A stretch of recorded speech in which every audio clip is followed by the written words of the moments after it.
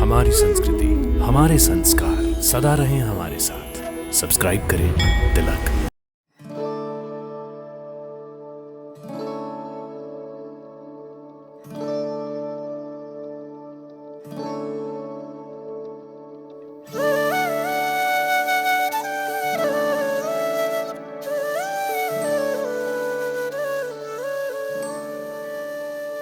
जय माता दी। आप सभी का हमारे लोकप्रिय कार्यक्रम दर्शन में हार्दिक अभिनंदन। भक्तों, आज हम आपको दर्शन करवाने जा रहे हैं एक ऐसे मंदिर के जहां एक स्त्री जो देवी रूप में परिणत होकर आज भी लोगों की मनोकामनाएं पूर्ण करती हैं। तो आइए दर्शन करते हैं इस प्राचीन और दिव्य दादी सती मंदिर के। भक्तों, दादी सती मंदिर हरियाणा के भिवानी नगर से लगभग 5 किलोमीटर की दूरी पर देवसर में स्थित है।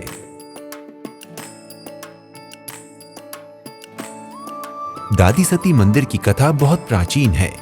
दादी सती के पति का नाम तनधन दास जी था और सती होने से पहले दादी का नाम नारायणी था। दादी रानी सती अर्थात नारायणी जी का जन्म कृष्ण पक्ष नवमी को डोकुवा गांव में हुआ था और शुक्ल पक्ष नवमी को इनका विवाह हिसार में जलीराम जालान के पुत्र तनधन दास जी के साथ हुआ था। भक्तों, नवमी तिथि को ही इनका जन्म हुआ, नवमी को ही इनका विवाह हुआ और नवमी को ही दादी जी सती हुई थी। नवमी तिथि दादी सती की तिथि मानी जाती है। 14वीं ईस्वी में दादी सती हुई और 14वीं ईस्वी में ही यहाँ मंदिर का निर्माण किया गया।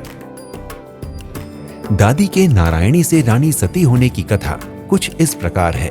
जब नारायणी का विवाह तनधन दास जी के साथ हो गया और वो यहाँ देवसर में आए तो उस समय तनधन दास की नवाब के लोगों के द्वारा हत्या कर दी गई। नवाब ने तनधन दास जी को क्यों मारा, इसके पीछे भी एक कथा है। तनधन दास जी के पास एक बहुत ही सुंदर घोड़ी थी। नवाब ने कहा कि ये घोड़ी हमें दे दें। घोड़ी तो नवाबों के लिए होती है, पर तनधन दास जी ने नवाब को घोड़ी देने से मना कर दिया। तब तनधन दास के ऊपर बहुत दबाव डाला गया, पर तनधन दास घोड़ी देने के लिए नहीं माने। अंत में नवाब के लड़के ने जबरन घोड़ी लेना चाही तो तनधन दास के हाथों नवाब का लड़का मारा गया। फिर कुछ दिन के लिए तनधन दास जी यहाँ से चले गए और राजस्थान में रहने लगे।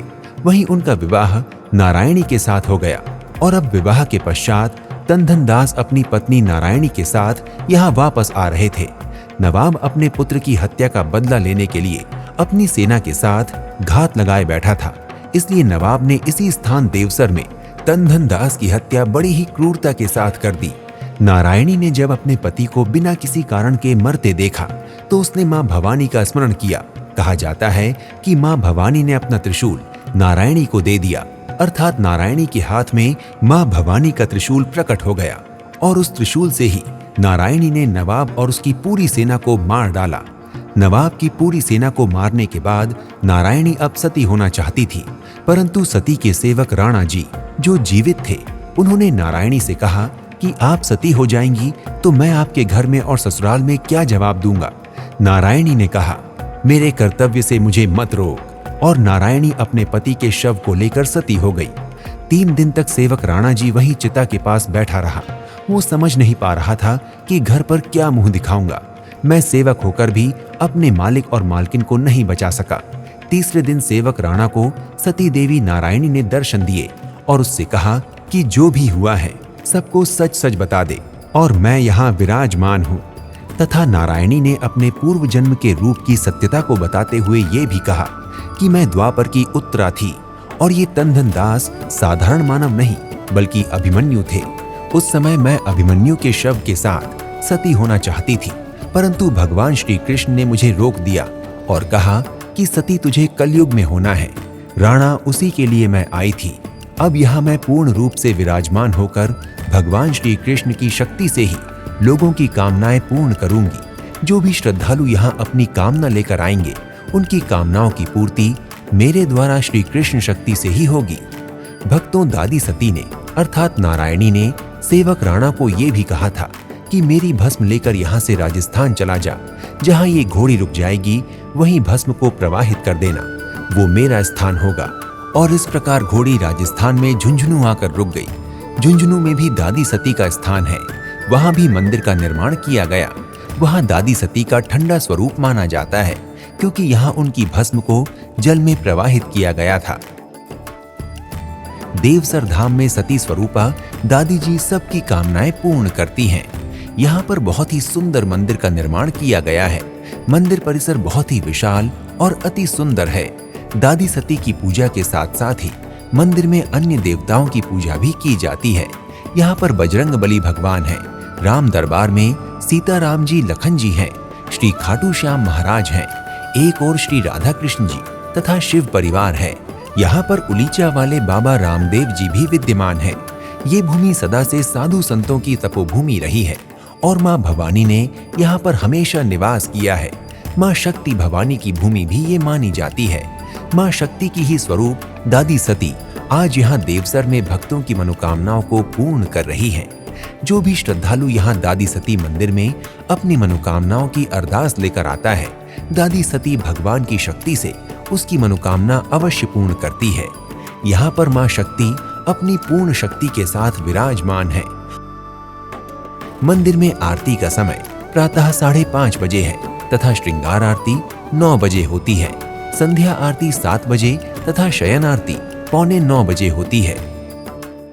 यदि आप दादी सती मंदिर भिवानी दर्शन के लिए आना चाहते हैं तो भिवानी में ही आप अन्य प्रमुख मंदिरों के दर्शन भी कर सकते हैं, जैसे जोगी वाला मंदिर, गौरी शंकर मंदिर, बाबा जमादार मंदिर, खाकी बाबा मंदिर, श्री रंगनाथ मंदिर, हीरापुरी मंदिर, हनुमान मंदिर, किरोड़ीमल मंदिर, भोजावाला मंदिर, स्टार मंदिर, हरिहर मंदिर आदि मुख्य दर्शनीय मंदिर हैं।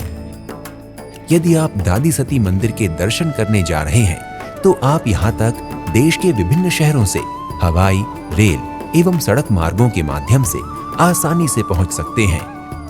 यदि आप दादी सती मंदिर भिवानी की यात्रा हवाई मार्ग से करना चाहते हैं तो इसके लिए आपको निकटतम दिल्ली हवाई अड्डे की यात्रा करनी होगी। यहाँ के लिए मुंबई आदि प्रमुख शहरों से फ्लाइट आसानी से मिल जाती है। हवाई अड्डे से आसानी से आपको मंदिर की यात्रा के लिए टैक्सी मिल जाएगी। और यदि आप दादी सती मंदिर की यात्रा रेल मार्ग से करना चाहते हैं तो भिवानी रेलवे स्टेशन देश के मुख्य रेल मार्गों से जुड़ा हुआ है। भिवानी रेलवे स्टेशन पहुंचकर आप टैक्सी द्वारा आसानी से मंदिर की यात्रा कर सकते हैं।